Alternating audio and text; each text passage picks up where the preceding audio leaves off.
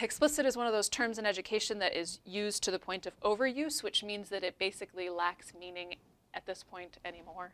So for our conversations, I'm defining it based on 4 key features. These are what I consider the key features that make instruction explicit. One is that an instructional message is stated clearly. And that just means that whatever students are discovering or learning or being told is stated to them in language that is concise and repeated and consistent, and in language that they understand and can either say back or can say back in their own words to ensure that the message itself is clear.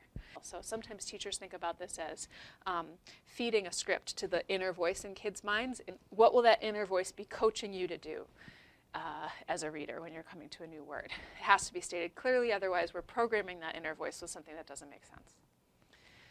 The next thing that makes instruction explicit is if you actually show kids how to use the information that you're telling them. So if we're talking about how to break up a multisyllabic word into its syllables and sound out each syllable at a time, or look for a syllable that we recognize and use that to decode the word, we have to not just say that that's possible, but show kids how that's possible. And sometimes that's an easy step to miss. So when we're doing explicit instruction, it's always modeled.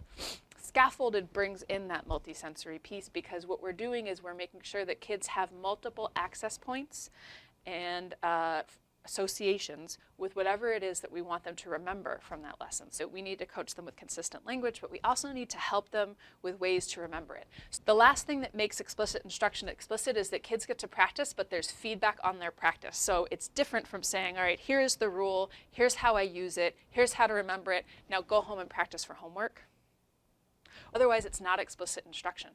It might be an explicit introduction to new material, but if it is explicit instruction, then there is time for student practice and there was feedback on that practice, which means we might be practicing as a group so that I can name what people are doing well and support them if they're not, and kids can see that feedback for themselves and other people. Or it may be that I check in with individuals and make sure they get feedback so that what they're practicing is actually accurate.